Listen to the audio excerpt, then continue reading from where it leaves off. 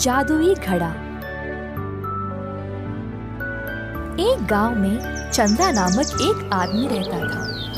वह एक अमीर परिवार से था, परंतु उसने अपने परिवार की सारी संपत्ति खो दी। इस नुकसान के कारण वह अपने गांव के पास वाली जमीन पर अपने परिवार के साथ बस गया, जहां वो खुद सब्जी उगाता था।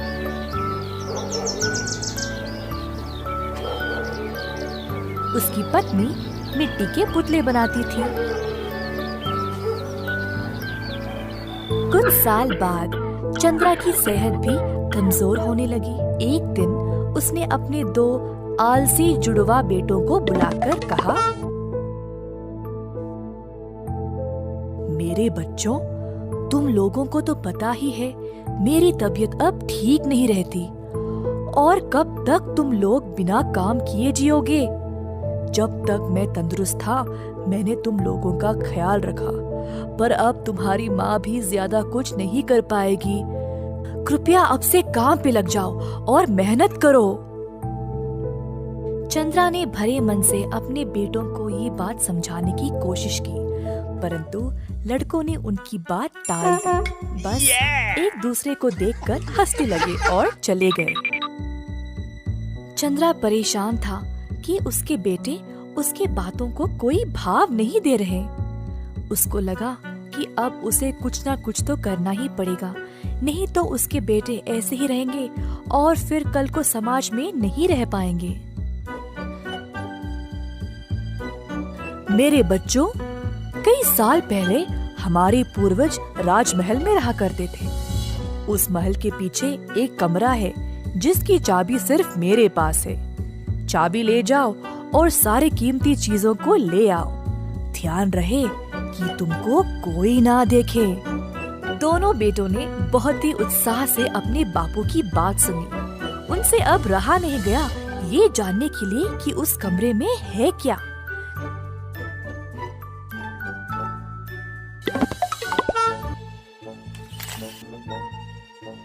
जब वे वहां पहुंचे तो उनको केवल एक मिट्टी का घड़ा मिला। अरे, जब बापू ने बोला कि यहाँ कुछ खजाना है, मुझे लगा कुछ हीरे मोती होंगे, परंतु इधर तो केवल ये मिट्टी का घड़ा है। हाँ, सही बात। अब क्या करें? वैसे भी हम इतनी दूर आए हैं, चलो इसी को ले जाते हैं।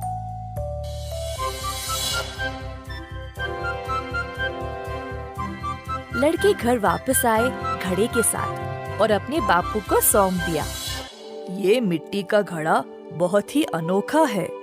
मुझे इसका जादू नहीं पता, परंतु ये घड़ा तुम लोगों का जीवन ही बदल डालेगा, इतना तो पक्का पता है मुझे। लड़कों ने बापू की बात ध्यान से सुनी और अंदाजा लगाने लगे कि इस घड़े का इस्तेमाल कैसे करें। बहुत कोशिश की, परंतु इस घड़े का जादू समझ नहीं पाए। कुछ दिनों बाद छोटे बेटे ने एक फूल उखाड़ा, सूंघा और फिर नीचे फेंक दिया। फूल उस घड़े में गिर पड़ा।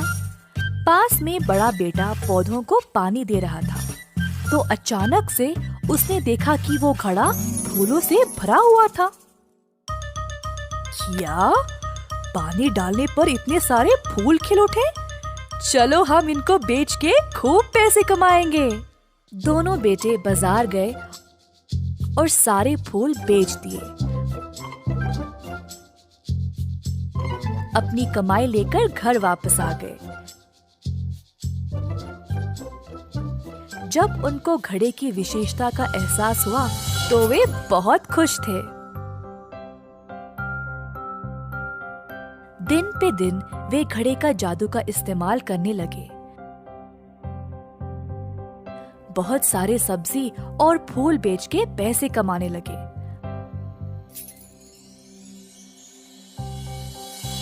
परंतु उन्होंने समझदारी से उन पैसों को नहीं संभाला।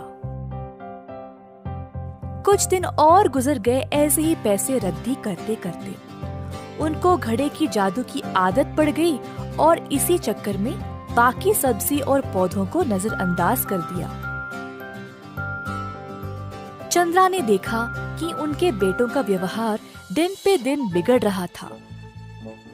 तो एक दिन उन्होंने उस घड़े को छिपा दिया।